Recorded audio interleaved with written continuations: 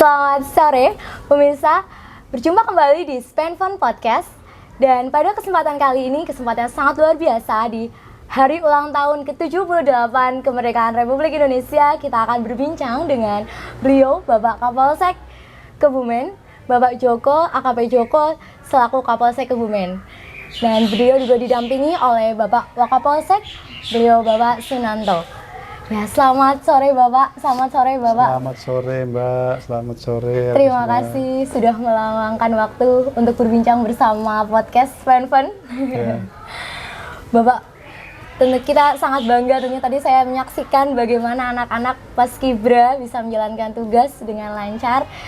Dan Bapak, seperti kita lihat saat ini bahwasanya remaja memiliki tantangan yang luar biasa di era yang semakin berkembang, digitalisasi yang semakin mungkin tidak terkontrol karena mereka memiliki gadget yang sangat canggih. Bapak, bagaimana seharusnya para remaja ini bisa menyiapkan diri untuk menghadapi masa depan dan tentunya mengisi kemerdekaan? Ya, terima kasih. Izin memperkenalkan diri, saya AKP Joko Mariono, Sarjana Hukum. Saya Kapolsek Kebumen, di Kebumen kurang lebih 1 tahun 7 bulan. Terima kasih sekali saya diberi kesempatan untuk bertemu, bertatap muka dengan ibu sekalian, dengan adik-adik sekalian, bahwa kami sebenarnya ingin memberikan binluh, dan binluh kami juga sudah sampaikan kepada sekolah-sekolah. Kebetulan saya dulu pernah juga jadi Kaurbinop lantas juga melakukan pembinaan di sekolah ini pernah. Waktu itu masih kasat lantasnya Pak lupa ya, masih itu masih ada, kan pernah di sini juga. Dan sekarang saya kalau melihat era digitalisasi ini memang merupakan tantangan bagi kami juga, di tugas juga sama aja. Tapi jangan salah bahwa HP itu sebenarnya adalah untuk memberikan informasi kepada kita. Jadi jangan karena terlena HP, malah akhirnya kita yang sebenarnya untuk menuntut ilmu melalui komunikasi HP, tapi malah diabaikan. Nah, disinilah adalah kalau di rumah perannya adalah peran orang tua untuk mengawasi bagaimana caranya untuk mengawasi anaknya untuk menggunakan HP itu. Nah, kalau di sekolahan mungkin tanggung jawabnya dari bapak-bapak ibu-ibu sekalian, bapak guru sekalian.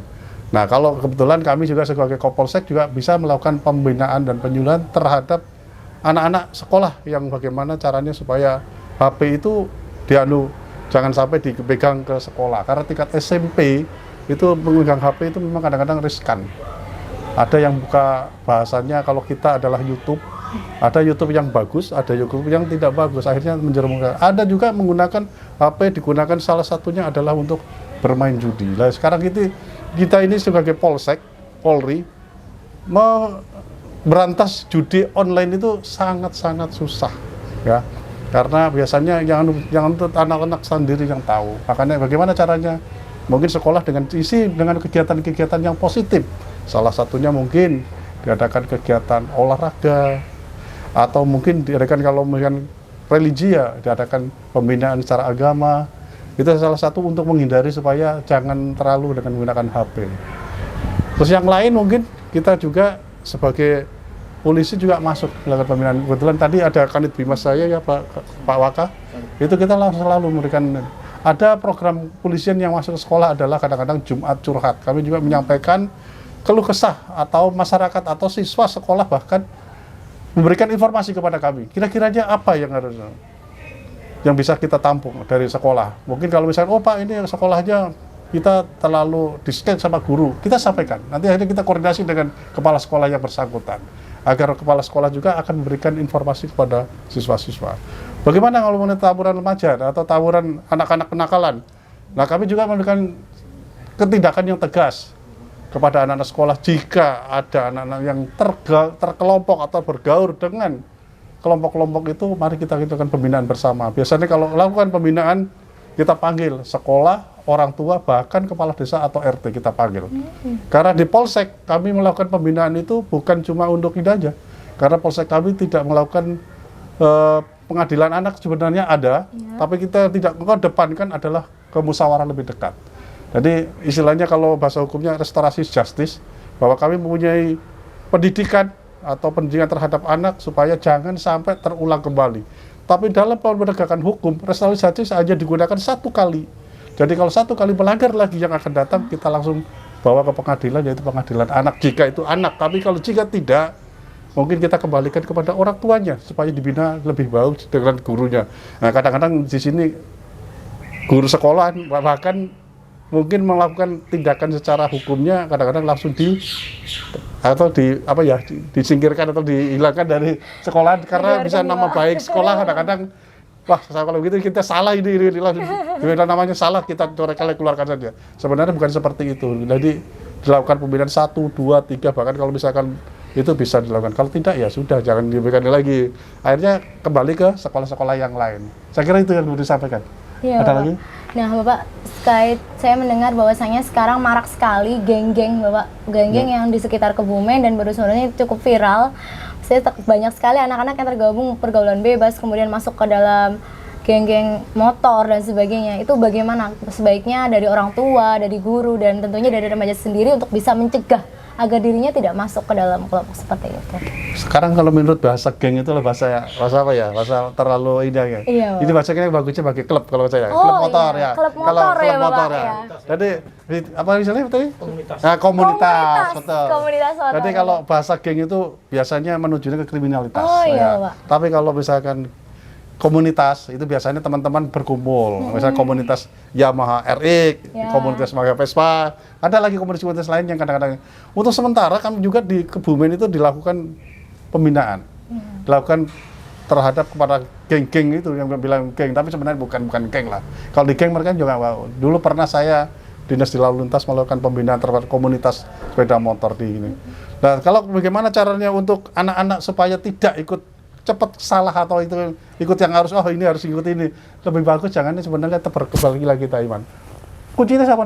Benar orang tua berani harus menegur kepada anak. Nah, sekarang di era sekarang kadang-kadang orang tua sama anak-anaknya nggak mau dipindah sama orang tuanya gitu. Jadi menghindar nih, Pak. Iya, menghindar betul. Jadi kalau kamu sholat maghrib dulu, habis sholat maghrib istilahnya baca apa itu? Ah, nggak mau lah, kuno lah gitu. Juga ada bacaan modern masih ngomong kuno juga ada sih gitu. Jadi kita langkah-langkahnya kita ya selalu melakukan ini. Terus kalau kita di polisi, kita memang lakukan penertiban, tapi penertiban kadang-kadang ya kita terlalu ketika masyarakat, wah ini sekarang polisi sudah itu, sebenarnya bukan itu. Jadi kadang-kadang kan tanya dari sekolah sendiri kalau misalkan pelajarannya kosong, biar anak sekolah itu langsung ini nanti kalau kamu pelajarannya kosong silakan ya pulang ke rumah. Ada yang langsung kadang-kadang langsung pergi keluar kelompokan dari komunitas itu, lari ketemu sama teman-temannya alumni, mungkin ke sini ketemu SD mana atau SMP mana. Nah, di situ sering kadang-kadang anak itu kurang kontrol karena jati dirinya itu mereka berlebihan, ada tadi gesekan-gesekan yang kita kan ini tidak tahu. Maka dari itu teman-temannya yang tahu ada komunitas yang kira-kira gesek, segera lapor kepada polisi biar kita mengambil tindakan cepat itu. Ya, segitu Pak ya. Berarti kalau bisa lapor cepat melalui apa nih Pak? Atau mungkin ada nomor WhatsApp atau media sosial untuk hubungi cepat? Kita ada, pelayanan polisi ada, nomor teleponnya ada. Kalau kita nomor telepon langsung ke saya sendiri pribadi, Kapolsek iya, juga ada. Terus misalnya ada hubungi langsung Kapolres juga ada. Kalau nomor telepon yang asli adalah 110. Jadi kalau misalkan telepon polisi 110, coba itu kadang-kadang masyarakat menggunakan bebas pulsa itu untuk sembarangan. Dan itu sekarang sudah dari Mabes kita, dari Mabes Polri. Jadi kalau misalkan ada kejadian katakanlah di Panjer, itu kalau nelpon ke Polsek pakai 110 itu teleponnya langsung ke Jakarta dulu. Terima Jakarta langsung dioper ke Polda langsung ke Polres ke wilayah mana yang telepon. Kalau misalnya ke Kebumen diarahkan ke kita ke Kebumen. Jadi kita merespon sebesar laporan masyarakat itu langsung kepada masyarakat datang ke TKP. Nah, sampai di sana sering terjadi kita kebohongan. Nah, ketika kebohongan menggunakan 110, kadang-kadang kita bisa lakukan tindakan salah IT. Ya, jadi kesalahan dari penggunaan IT itu yang kita gunakan itu. Tapi kalau misalkan, ya kalau kita kenal, saya juga membagi nomor telepon saya. Jadi kalau misalkan ada masyarakat mungkin atau ibu orang tua yang kira gitu langsung ke nomor telepon saya, bahkan ke nomornya Pak Kapolres pun akan diterima. Karena kalau misalkan 110, ya kadang-kadang berkasih seperti itu. Kalau tidak, kita mungkin bisa nelpon Pak Waka, tolong coba di TKP sana dicek dulu nomor itu ada kejadian, betul atau tidak. Akhirnya kita panggil pelayanan masyarakat datang ke sana. Nah, mungkin nomor saya perlu disampaikan atau tidak nih? Mungkin nanti bisa disampaikan atau mungkin kita tulis di kolom deskripsi ya Bapak? Ya nggak apa-apa ya. Siap. Ya. Ya karena ternyata sekarang polisi itu bisa menjadi tempat curhat ya Pak. Betul sekali. Agar masyarakat juga merasa lebih dekat, mereka terutama yang remaja juga merasa lebih terayomi gitu Pak. Betul. Iya. Nah Bapak, yang terakhir kami mohon izin, kami mendengar bahwasanya Bapak dulu pernah bersekolah di SMP Negeri 7 Kebumen waktu masih STM. Ya. Sebelumnya pada tahun sekian, mohon izin menyampaikan pesannya untuk para adik-adik tingkat atau siswa-siswa kami bagaimana menghadapi tantangan zaman dan persiapkan diri untuk menjadi generasi emas untuk Indonesia lebih baik. Terima kasih. Saya dulu cerita dulu. Ini saya tamat sekolah di sekolah STM ini 1986 saya. Jadi 83 saya dulu sekolah SMP-nya SMP Buayan.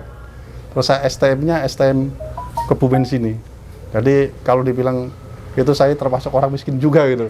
Karena saya dari Buayan 1 minggu ke sini itu 2 kali Pak bersepeda saya. Jadi kalau datang ke Kebumen dari Buayan bayangkan jauhnya gitu, tapi saya bersepeda masih sampai di sini. Alhamdulillah dengan adanya begitu, memang salah satu untuk meraih cita-cita itu perlu perjuangan. Bagaimana perjuangannya? Dari diri kita sendiri, bukan dari orang lain, dari kita sendiri. Terus doa orang tua itu yang lebih istilahnya mujarab betul. Jadi doanya orang tua itulah harapan kami untuk melakukan sampai saya jadi seperti ini orang tua. Saya juga sampai ibu saya meninggal berapa hari yang berbulan-bulan yang lalu, saya juga masih terngiang-ngiang karena saya juga berasal dari sana gitu. Ya alhamdulillah saya bisa di sini sebagai Kapolsek Kebumen yang dulu tugasnya saya bukan cuma di sini Pak, saya tugasnya jauh di Sulawesi Utara. Terus Sulawesi Tengah selama 17,5 tahun saya di sana. Alhamdulillah bisa pindah di sini karena diberikan kesempatan untuk sekolah. Nah, bagaimana caranya supaya untuk menghadapi itu? Ya salah satunya itulah rajin belajar. Supaya bisa meraih cita-cita. Cita-cita banyak, mungkin ada yang bisa jadi guru, ada jadi suster, ada jadi pengusaha, ada yang jadi TNI, Polri, dan lain-lain masih banyak. Cuma mungkin dengan dilandasi kalau saya adalah iman, keprihatinan kita. Jangan lupakan pesan orang tua dan tidak boleh melupakan ibadah kita terhadap Tuhan Yang Maha Esa. Itu kita selalu jalankan.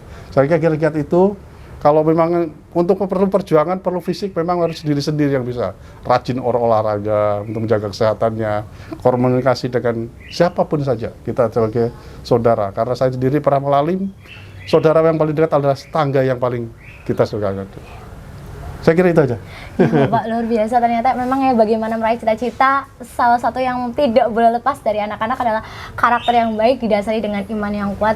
Betul. Dan juga tentunya doa orang tua itu sangat luar biasa berharga nih Pak. Ya. Baik Bapak, terima kasih banyak sudah meluangkan waktunya bersama kami. Ya. Terima kasih Pak Sunarto, terima kasih Bapak Joko atas waktunya. Semoga nanti di lain kesempatan bisa secara langsung memberikan edukasi kepada anak-anak kami. Iya, kami juga menarik kepada Bapak Kepala Sekolah supaya bagaimana kalau misalkan menyampaikan pembinaan secara terbuka atau umum atau di ruangan, boleh kami siapa aja. Seandainya kalau kami tidak ada kegiatan yang katakanlah urgent, insya Allah saya akan turun langsung kepada teman sekolah. Saya juga didampingi Pak Waka atau mungkin Kanit Dimas saya, bahkan yang anggota saya yang lain, biar kita sama-sama berikan inilah catatan. Sebenarnya kami mempunyai cita-cita untuk jaga Kebumen. Karena anak-anak pelajar sekarang banyak yang keluar itu dari pembinaan sekolah. Kita nggak nyalahkan sekolahnya mana, tapi kadang-kadang mempunyai ide-idenya itu tidak tersalurkan.